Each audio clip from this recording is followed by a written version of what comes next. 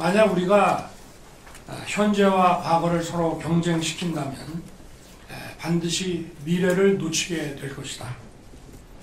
자유에 대한 강한 열망과 불굴의 리더십으로 2차 대전을 승리로 이끈 영국 수상 윈스턴 처칠의 말입니다. 과거는 직시하고 기억해야 됩니다. 그러나 과거에 발목이 잡혀서는 안 됩니다. 그동안 한일 관계는 악화 일로를 걸어왔습니다. 양국 정부 간 대화가 단절되었고 한일 관계는 파국 일보 직전에서 방치되었습니다. 2011년 12월 마지막 한일 정상회담이 열린 뒤 2015년 위안부 합의로 일본 정부가 2016년 출연한 화해치유재단도 불과 2년 만에 해체되었습니다. 2018년 대법원의 강제징용 사건 판결은 2019년 일본의 반도체 소재 수출 규제, 화이트리스트 한국 배제 등 경제 보복으로 이어졌으며 우리도 일본을 WTO에 제소하고 우리 화이트리스트에서 일본을 배제하는 등 역사 갈등이 경제 갈등으로 확산되었습니다. 또한 우리는 일본과 2016년 지소미아를 체결하였다가 2019년 8월 지소미아 종료를 발표하고 석 달 뒤 다시 이를 보류하는 등 한일 안보 협력마저 파행을 겪었습니다. 저는 작년 5월 대통령 취임 이후 존재마저 불투명해진 한일 관계의 정상화 방안을 고민해 왔습니다. 마치 출구가 없는 미로 속에 갇힌 기분이었습니다. 그렇지만 손을 놓고 마냥 지켜볼 수만은 없었습니다. 날로 치열해지는 미중 전략경제, 글로벌 공급망 위기, 북핵 위협의 고도화 등 우리를 둘러싼 복합 위기 속에서 한일 협력의 필요성은 더욱 커졌기 때문입니다. 한일 양국은 역사적으로나 문화적으로나 가장 가깝게 교류해온 숙명의 이웃관계입니다. 독일과 프랑스도 양차 세계대전을 통해 수많은 인명을 희생시키면서 적으로 맞서다가 전후에 전격적으로 화해하고 이제는 유럽에서 가장 가깝게 협력하는 이웃이 됐습니다. 한일 관계도 이제 과거를 넘어서야 합니다. 친구 관계에서 서먹서먹한 일이 생기더라도 관계를 단절하지 않고 계속 만나 소통하고 얘기하면 오해가 풀리고 관계가 복원되듯이 한일 관계도 마찬가지입니다.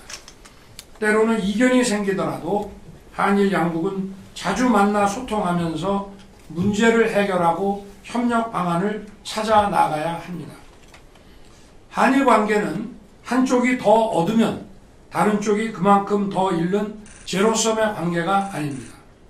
한일 관계는 함께 노력해서 함께 더 많이 얻는 윈윈 관계가 될 수 있고 또 반드시 그렇게 되어야 합니다. 하지만 전임 정부는 수렁에 빠진 한일 관계를 그대로 방치했습니다. 그 여파로 양국 국민과 제1동포들이 피해를 입고 양국의 경제와 안보는 깊은 반목에 빠지고 말았습니다. 저 역시 눈앞에 정치적 이익을 위한 편한 길을 선택해서 역대 최악의 한일 관계를 방치하는 대통령이 될 수도 있었습니다. 하지만 작금의 엄중한 국제 정세를 뒤로하고 저마저 적대적 민족주의와 반일 감정을 자극해 국내 정치에 활용하려 한다면 대통령으로서의 책무를 져버리는 것이라고 생각했습니다. 이번 방일에 대해 우선 한일 양국의 경제계가 적극 환영하면서 그간 위축된 양국 경제 교류가 재개될 것이라는 기대감을 가지기 시작했습니다. 제가 이번에 일본에 가서 만난 제1동포들도 그간 한일 관계 경색으로 겪어온 어려움과 고통을 일거에 털어버릴 기대감에 동포 사회가 축제 분위기라고 하였습니다. 저는 우리 정부가 이제 올바른 방향으로 나아가고 있다고 확신합니다. 양국 간 불행한 과거의 아픔을 딛고 일본과 새로운 지향점을 도출하고자 하는 노력은 이번이 처음은 아닙니다. 1965년 박정희 대통령은 한일 간의 공동이익과 공동안전 그리고 공동번영을 모색하는 새로운 시대에 접어들었다고 하면서 한일 국교 정상화를 추진했습니다. 당시 불욕적이고 매국적 외교라는 극렬한 반대 여론이 들끓었지만 박 대통령은 피해의식과 열등감에 사로잡혀 일본이라면 무조건 겁부터 집어먹는 것이 바로 불욕적 자세라고 지적했습니다. 그리고 한일 국교 정상화가 어떤 결과로 귀결될지는 우리의 자세와 각오에 달려있다면서 끝내 한일 국교 정상화라는 과업을 완수했습니다. 박 대통령의 결단 덕분에 삼성, 현대, LG, 포스코와 같은 기업들이 세계적인 경쟁력을 갖춘 기업으로 성장할 수 있었고, 이는 한국 경제의 눈부신 발전을 가능케 하는 원동력이 됐습니다. 그 후 부침을 거듭하던 한일 관계의 새로운 지평을 연 것은 1998년 김대중 대통령이었습니다. 김 대통령은 오부치 일본 총리와의 정상회담을 통해 21세기 새로운 한일 파트너십을 선언했습니다. 김대중 대통령은 일본 방문 연설에서 역사적으로 한국과 일본의 관계가 불행했던 것은 일본이 한국을 침략한 7년간과 식민지배 35년간이었다고 하면서 50년도 안 되는 불행한 역사 때문에 1500년에 걸친 교류와 협력의 역사를 무의미하게 만드는 것은 참으로 어리석은 일이라고 얘기했습니다. 아울러 김대중 대통령은 65년 한일 국교 정상화 이후 비약적으로 확대된 양국의 교류와 협력을 통해 필요 불가결한 동반자로 발전한 한일 관계를 미래지향적인 관계로 만들어 나가야 할 때라고 하면서 양국 정상의 이번 선언이 한일 정부 간의 과거사 인식 문제를 매듭짓고 평화와 번영을 향한 공동의 미래를 개척하기 위한 초석이 될 것이라고 했습니다. 1965년의 한일 기본조약과 한일 청구권 협정은 한국 정부가 국민의 개인 청구권을 일괄 대리해 일본의 지원금을 수령한다고 되어 있습니다. 이 같은 기조 아래 역대 정부는 강제징용 피해자분들의 아픔을 치유하고 합당한 보상이 이루어질 수 있도록 노력해 왔습니다. 1974년 특별법을 제정해서 83,519건에 대해 일본으로부터 받은 청구권 자금 3억 달러의 9.7%에 해당하는 92억 원을 2007년 또다시 특별법을 제정해서 7만 8천여 명에 대해 약 6,500억 원을 각각 정부가 재정으로 보상해 드렸습니다. 우리 정부는 1965년 국교 정상화 당시의 합의와 2018년 대법원 판결을 동시에 충족하는 절충안으로 제3자 변제안을 추진하게 된 것입니다. 앞으로 정부는 강제징용 피해자분들과 유족의 아픔이 치유될 수 있도록 최선을 다할 것입니다. 우리 사회에는 배타적 민족주의와 반일을 외치면서 정치적 이득을 취하려는 세력이 엄연히 존재합니다. 일본은 이미 수십 차례에 걸쳐 우리에게 과거사 문제에 대해 반성과 사과를 표한 바 있습니다. 이 중 가장 대표적인 것이 일본이 한국 식민 지배를 따로 특정해서 통절한 반성과 마음으로부터의 사과 표명을 한 1998년 김대중 오부치 선언과 2010년 간 나오토 담화입니다. 이번 한일 회담에서 일본 정부는 김대중 오부치 선언을 비롯해 역사 인식에 대한 자신들의 역대 정부의 입장을 전체적으로 계승하겠다는 입장을 분명히 밝혔습니다. 중국 총리 저우언라이는 1972년 일본과 발표한 국교 정상화 베이징 공동성명에서 중일 양국 인민의 우호를 위해 일본에 대한 전쟁 배상 요구를 포기한다고 하였습니다. 중국인 30여만 명이 희생된 1937년 난징 대학살의 기억을 잊어서가 아닐 것입니다. 당시 저우언라이 총리는 전쟁 책임은 일부 군국주의 세력에게 있으므로 이들과 일반 국민을 구별해야 한다. 때문에 일반 일본 국민에게 부담을 지어서는 안 되며 더욱이 차세대에게 배상 책임의 고통을 부과하고 싶지 않다고 했습니다. 국민 여러분, 이제는 일본을 당당하고 자신있게 대해야 합니다. 세계로 뻗어나가 최고의 기술과 경쟁력을 발산하고 우리의 디지털 역량과 문화 소프트 파워를 뽐내며 일본과도 협력하고 선의의 경쟁을 펴야 합니다. 이제 한일 양국 정부는 각자 자신을 돌아보면서 한일 관계의 정상화와 발전을 가로막는 걸림돌을 각자 스스로 제거해 나가는 노력을 기울여야 합니다. 한국이 선제적으로 걸림돌을 제거해 나간다면 분명 일본도 호응해 올 것입니다. 저는 이번 1박 2일 방일 중 기시다 총리와 내각을 비롯해서 정계 조야 주요 인사들과 경제계 주요 기업인들을 다수 만났습니다. 모두 양국 관계 개선에 따라 안보, 경제, 문화 등 다양한 분야에서 협력의 시너지가 매우 클 것이라고 기대하고 있었습니다. 야당도 기시다 내각의 한일 관계 개선을 적극 지원하겠다고 약속했습니다. 개요 대학에서 만난 미래 세대인 학생들에게서도 한일 관계 개선에 대한 기대에 부푼 모습을 보았습니다. 12년 만에 이루어진 이번 방일 정상회담에서 저와 기시다 총리는 그간 얼어붙은 양국 관계로 인해 양국 국민들이 직간접적으로 피해를 입었다는 점에 공감하고 한일 관계를 조속히 회복시켜 나가기로 했습니다. 또한 한국과 일본은 자유, 인권, 법치의 보편적 가치를 공유하고 안보, 경제, 글로벌 어젠더에서 공동의 이익을 추구하는 가장 가까운 이웃이자 협력해야 할 파트너라는 것을 확인했습니다. 양국의 미래를 함께 준비하자는 국민적 공감대에 따라 안보, 경제, 문화 등 다양한 분야에서 협력을 증진시키기 위한 논의를 더욱 가속화할 것입니다. 이를 위해 외교, 경제 당국 간 전략 대화를 비롯해서 양국의 공동 이익을 논의하는 정부 간 협의체들을 조속히 복원할 것이며 NSC 차원의 한일 경제안보 대화도 곧 출범할 것입니다.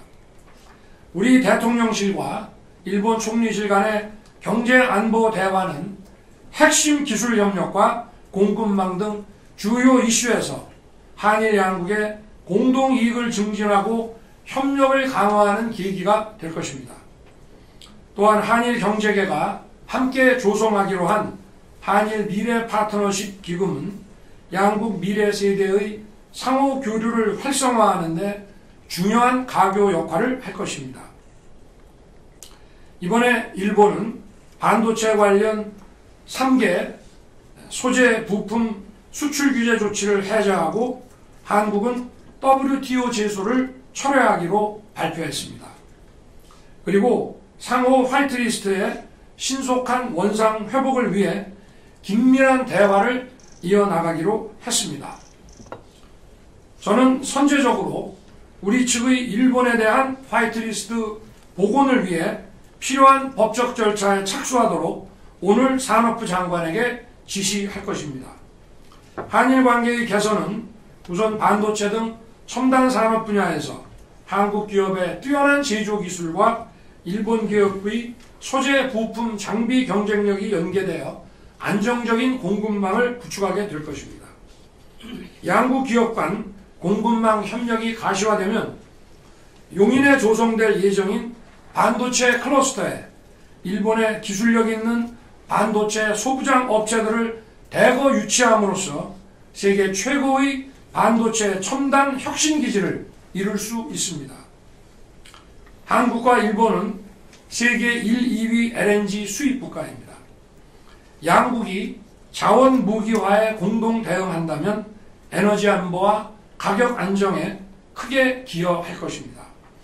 LNG 분야 협력이 심화되면 일본 기업들로부터 LNG 선박 수주도 증가할 것이고 미래 친환경 선박, 수소 환원 제철 등에 대한 공동 R&D 프로젝트를 확대 추진함으로써 2050 탄소 중립 이행 등 기후변화에도 함께 대응할 수 있습니다. 특히 한일 양국 간 경제협력 강화는 양국 기업이 글로벌 수주 시장에서 공동 진출할 수 있는 기회를 활짝 열 것입니다.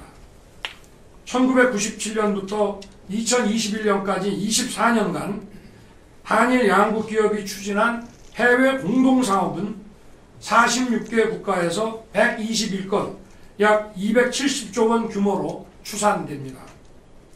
세계 최고 수준의 제조, 건설, 설계 역량을 보유한 양국 기업들이 파트너로서 협력한다면 건설과 에너지, 인프라, 스마트시티 프로젝트 등 글로벌 수주 시장에서 최고의 경쟁력으로 공동 진출할 수 있습니다. 아울러 일본은 경제 규모 세계 3위의 시장입니다. 한일 관계 개선은 한국산 제품 전반의 일본 시장 진출 확대에도 기여할 것입니다. 또한 양국 간 문화 교류가 활발해지고 일본 국민의 한국 방문이 늘어나면 내수 회복과 지역경제 활성화에도 큰 도움이 될 것입니다. 정부는 경제 분야 기대 성과가 가시화되고 우리 국민들께서 체감하실 수 있도록 기업 간 협력과 국민 교류를 적극 지원할 것입니다. 산업, 통상, 과학기술, 금융, 외환, 문화, 관광 등 관련 분야에서 양국 장관급 후속회의를 신속하게 개최하고 반도체, 바이오 등 핵심 협력 분야 대화 채널 신설, 양자, 우주, 바이오 공동 지원, 산학협력 실증 거점 구축, R&D와 스타트업 공동 펀드 조성, 육상과 항공 물류 협력 등을 속도감 있게 진행해 나갈 것입니다. 저와 기시다 총리는 날로 고도화되고 있는 북핵 미사일 위협에 대응하기 위해 한미 안보 공조가 매우 중요하며 앞으로도 적극 협력해 나가자는데 의견의 일치를 봤습니다. 지난 목요일 제가 일본으로 떠나기 2시간 반 전에 북한이 ICBM을 발사했습니다. 저는 한일 간 북핵과 미사일에 대한 완벽한 정보 공유가 시급하다고 판단해서 한일 정상회담에서 전제 조건 없이 선제적으로 지소미아를 완전히 정상화할 것을 선언했습니다. 이에 따라 국방부와 외교부에서도 필요한 법적 조치를 시행했습니다. 2019년 한국이 취한 지소미아 종료 선언과 그 유예로 인한 제도적 불확실성을 이번에 확실하게 제거함으로써 한일 군사정보 협력을 강화하는 발판을 마련했습니다. 또한 양국의 인태 전략, 즉 한국의 자유평화 번영의 인도태평양 전략과 일본의 자유롭고 열린 인도태평양의 추진 과정에서도 양국이 긴밀히 연대하고 협력해 나아가기로 했습니다. 나아가 동북아 영내 대화와 협력 활성화를 위해 한일 중 3국 정상회의 재가동을 위해 함께 노력하기로 했습니다. 앞으로 한일 두 정상은 형식에 구애받지 않고 필요하면 수시로 만나는 셔틀 외교를 통해 적극적으로 소통하고 협력해 나갈 것입니다. 이번 순방을 통한 한일 두 나라의 관계 개선 노력이 구체적인 성과와 결실로 이어질 수 있도록 각 부처에서는 협력체계 구축과 아울러 후속 조치에 만전을 기해 주시길 거듭 당부합니다. 지금 우리는 역사의 새로운 전환점에 서 있습니다. 저는 현명하신 우리 국민을 믿습니다. 한일 관계 정상화는 결국 우리 국민에게 새로운 자긍심을 불러일으킬 것이며 우리 국민과 기업들에게 커다란 혜택으로 보답할 것입니다. 그리고 무엇보다 미래 세대 청년들에게 큰 희망과 기회가 될 것이 분명합니다. 정부의 근로시간 유연화 정책과 관련해서 임금, 휴가 등 근로보상체계에 대해 근로자들이 불안해하지 않도록, 특히 노동시장의 이중구조가 만연한 우리 사회에서 노동약자들이 불안해하지 않도록 확실한 담보책을 강구할 것입니다. 근로자들의 건강권, 휴식권 보장과 포괄임금제 악용 방지를 통한 정당한 보상에 조금의 의혹과 불안이 있어서는 안 됩니다.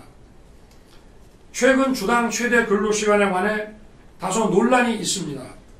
저는 주당 60시간 이상의 근무는 건강보호 차원에서 무리라고 하는 생각은 변함이 없습니다. 물론 이에 대해 근로시간 유연화 정책의 후퇴라는 의견도 있는 것을 알고 있습니다. 그러나 주당 근로시간의 상한을 정해놓지 않으면 현실적으로 노동약자들의 건강권을 지키기 어렵다고 생각합니다. 우선 근로시간에 관한 노사 합의 구간을 주 단위에서 월, 분기, 반기, 연 단위로 자유롭게 설정하는 것만으로도 노사 양측의 선택권이 넓어지고 노동 수요에 유연하게 대응할 수 있습니다. 우리 사회 노동개혁의 첫째 과제는 누가 뭐라 해도 노사 법치의 확립입니다. 산업 현장에서 불법과 폭력을 반드시 추방해야 합니다. 이는 이론의 여지가 없습니다. 노동개혁의 또 하나의 과제인 노동시장 유연화는 그 제도의 설계에 있어 국민의 의견을 충분히 청취하고 수집할 것입니다. 고용노동부 등 관련 부처에 세밀한 여론조사 그리고 FGI를 시행하고 제게 그 결과를 보고하도록 지시해 놨습니다.